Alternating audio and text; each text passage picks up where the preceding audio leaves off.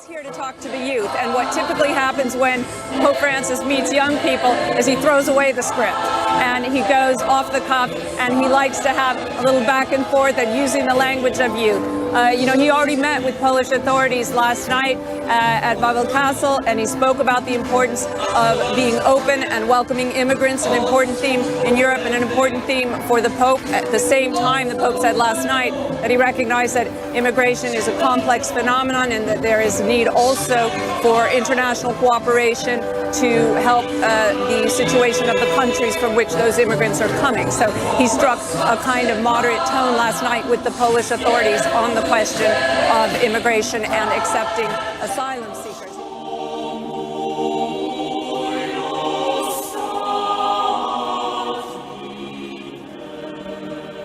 And in order to illustrate this station, an artist is finishing a painting, a large canvas with a large eye from which is descending a large tear, which this artist is completing.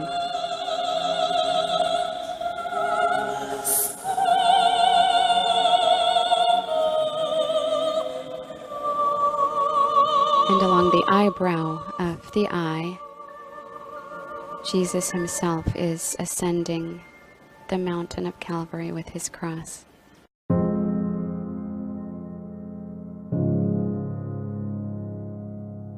Pope Francis visited Auschwitz on Friday to pay his respects to the thousands of people who lost their lives there during World War II. And he spent most of the historic visit at the former Nazi concentration camp in silent prayer and reflection. Soon after his arrival, the Pope sat alone on a bench for several minutes with his eyes closed. Then, after meeting with a group of former inmates of the camp, he spent several more quiet moments inside the cell of Maximilian Kolbe.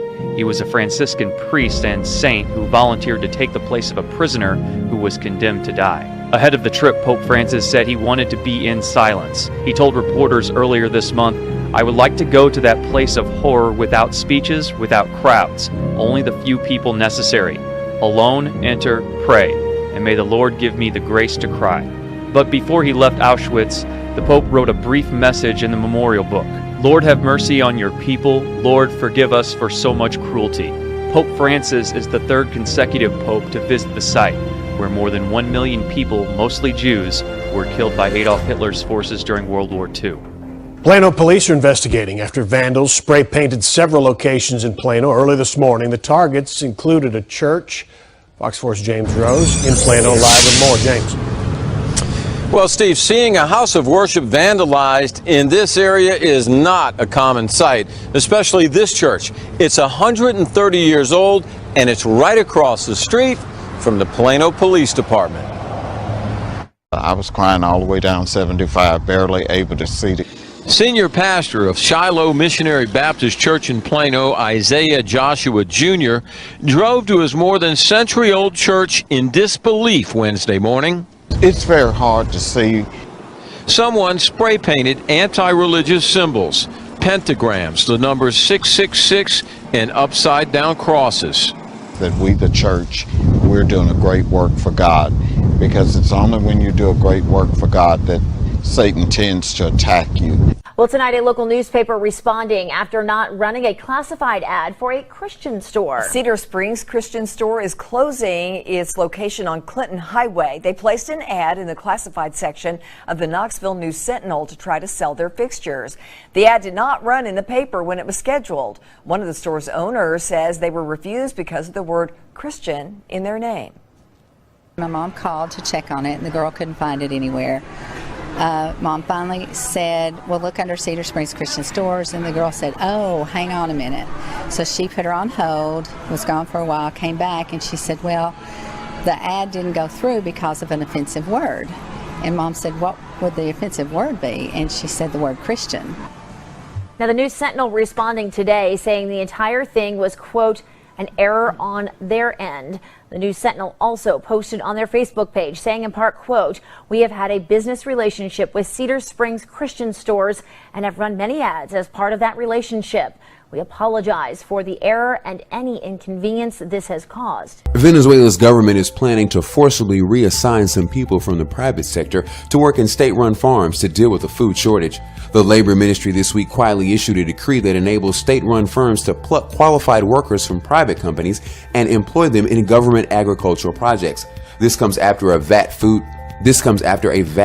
shortage affecting the country, forcing citizens to stand in line for hours for the supermarket just to get what they can. However, this is without the workers' consent. The president of the Fidesz labor movement, Florian Barrios, stated, "These types of actions represent a grave danger to the historical and cultural gains that workers have won over the centuries." Millions of people in the 19-country Eurozone are in badly paid jobs. They are known as the working poor because many are actually living in poverty. For millions more, the situation is even worse. Homelessness, depression, suicide and crime are all being fed by a massive unemployment problem in the Eurozone. We asked some members of the public to talk about the fact that there are still 16.2 million people in the Eurozone who are unemployed. Terrible. You don't have enough money to live. They give you only €1,000 each month. I'm worried, I'm worried if I finish my study, would I work, would I not work, what kind of field should I do? Well, I had my period of unemployment as well. I managed to kind of get out of it, but I must say it's probably not something that I wish for anybody to pass through. The latest data from Eurostat, the EU's statistical office, shows that youth unemployment in the EU is running at between 20 to 30% in France, Portugal, Belgium, Finland, Romania, Slovakia and Cyprus. It is at 30 to 40% in Italy and Croatia. In Spain the rate is 45%, but the highest of all is Greece at 47%. This means that almost half of all young adults there are unemployed. There are concerns that economic uncertainty over Brexit could make the Eurozone unemployment problem even worse. According to many analysts, the EU's failure to tackle the Eurozone crisis has prevented the bloc from dealing with all other subsequent crises. Muslims from all backgrounds in France have expressed concern of a possible backlash following the recent extremist attacks in Nice and Normandy. Hundreds of Muslims gathered for the traditional Friday afternoon prayers at a Grand Mosque in Paris amidst tight security. I heard the Imam give his sermon in both Arabic and then in French. And it deeply moved me because he talked about the fact that we are Christians, Jews, Muslims together as one monotheistic religion, that we share the same roots. And then he said, dear, brothers and sisters, as Muslims, we do not kill. As Muslims, we do not take part in the kind of violence that took part just a week ago when the priest in Rouen was killed. Certainly one cannot put everyone in the same basket, because 90% of the people are real Muslims. They have a good heart, and this is it. We're in France, a country that gave us everything. People are human. We can't do this. It is not normal.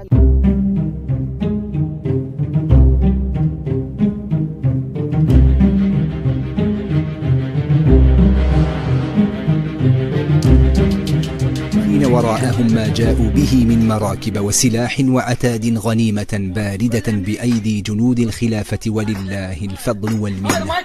أرسلوا لوكلائكم وكلابكم السلاح والمعدات وجهزوهم بأحدث التجهيزات وأكثروا، فإنها ستؤول بإذن الله غنائم بأيدينا، فستنفقونها ثم تكون عليكم حسرة ثم تغلبون. وهذه مدرعاتكم وآلياتكم وسلاحكم ومعداتكم بأيدينا من الله بها علينا، نقاتلكم بها فموتوا بغيظكم. إن الذين كفروا ينفقون أموالهم ليصدوا عن سبيل الله فسينفقونها.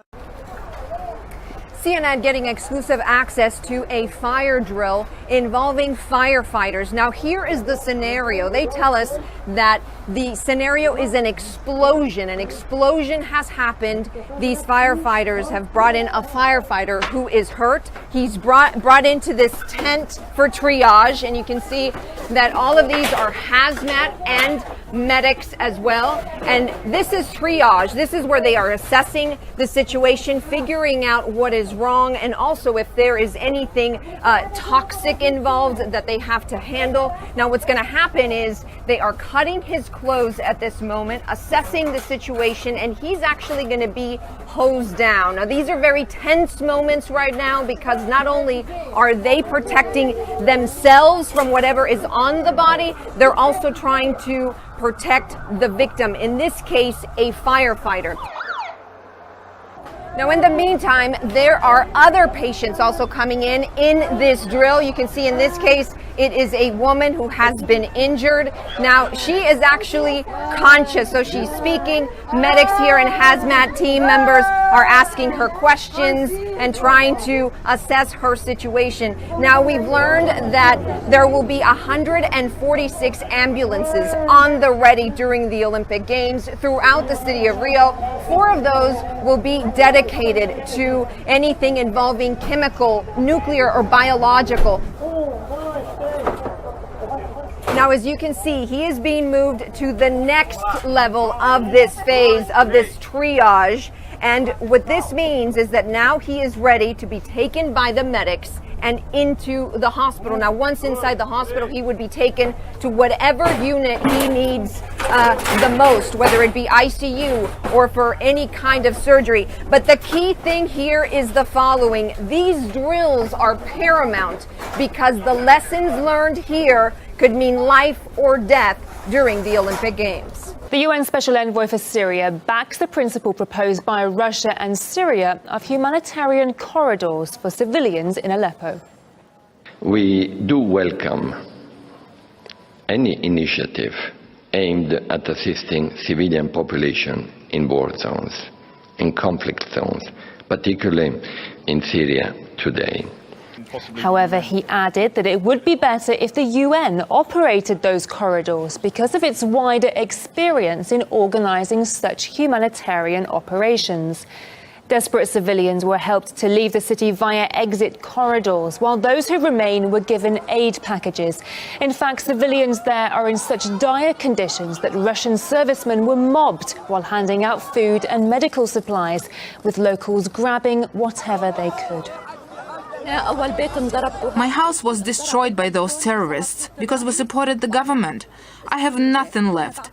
We just want some order and peace in here. The United Nations is urging Russia to leave the creation of humanitarian corridors around the Syrian city of Aleppo to the UN and its partners. Many suspect Russia's offer is actually a ploy to help the government gain control over the city. Concerned about the definition, and I have talked to Moscow twice in the last 24 hours. Secretary of State John Kerry is talking about an agreement between Moscow and Damascus to conduct a, quote, large-scale humanitarian operation in Syria, one that could displace hundreds of thousands of civilians already caught in the crossfire in the fight against ISIS. It has the risk, if it is a ruse, of completely breaking apart the level of cooperation. Aleppo and the suburbs have ended up in a difficult situation and are nearly in a critical humanitarian situation. The United Nations has expressed concern that the Russians and the Assad regime are using the operation to clear out the city for military purposes, a forced displacement, if you will, which some have suggested would be a war crime. The White House is wary. We're taking a look at Russia's announcement of the humanitarian corridors, but given their record on this, we're skeptical to say the least. China and Russia on Thursday voiced serious concern over deployment of an advanced U.S. missile defense system in South Korea known as THAAD. At a security meeting in Moscow, Chinese and Russian diplomats called deployment a unilateral and non-constructive action. They say it's damaging the security and stability of the region and world. They believe the move is just a part of Washington's global anti-missile scheme, which clearly contradicts with the aims claimed by the U.S. and South Korean governments. China has expressed resolute opposition to the military deployment as it damaged China's security interests and broke a strategic balance in the region, while Russia responded by deploying a missile unit in the Far Eastern region.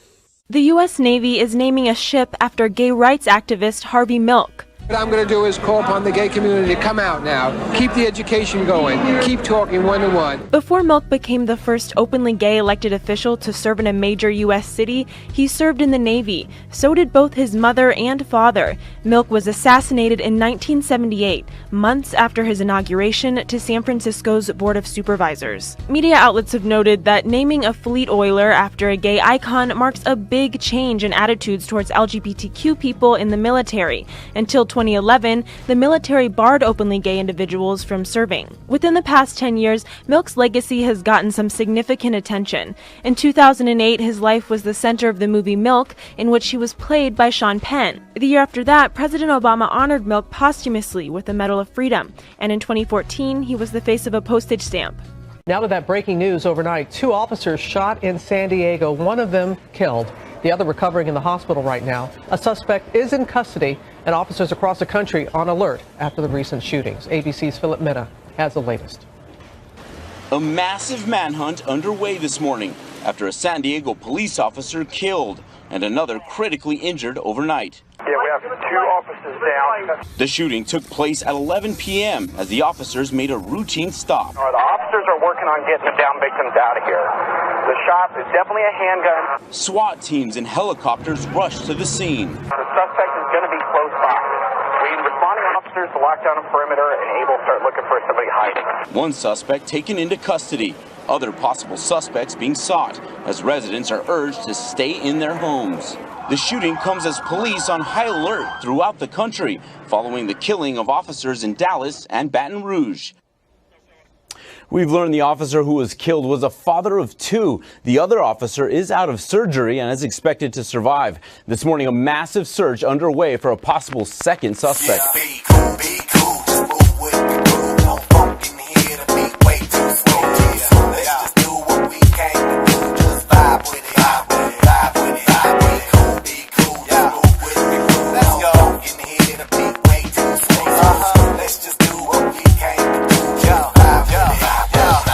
Yeah, be cool, just move with the groove. No funk in here, the beat way too slow. Yeah, let's just do what we came to do. Just vibe with it, vibe with it. Be cool, just move with the groove. Let's go. No funk in here, the beat way too slow. Let's just do what we came to do. Just vibe with it, unleash the verbal blessing.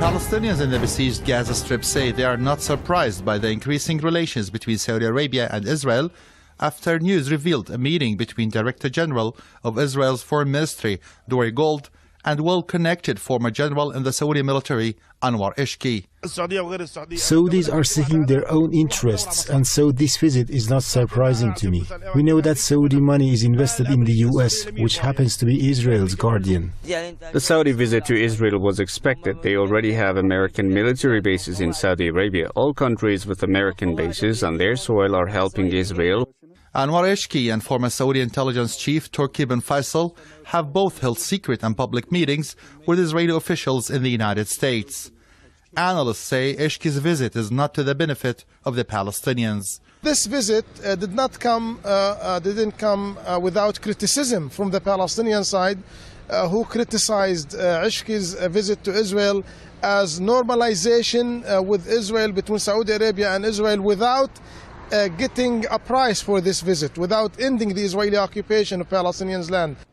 Many believe Riyadh's warming up with Tel Aviv will bring nothing but more misery to the people of the Middle East. Arab countries have been normalizing their relations with Israel both publicly and secretly. Palestinians, especially in the Gaza Strip, will end up as the biggest losers because of these ties.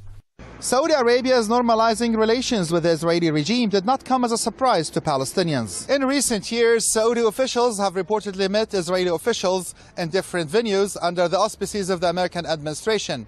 which is seen as a staunch ally of both Israel and Saudi Arabia.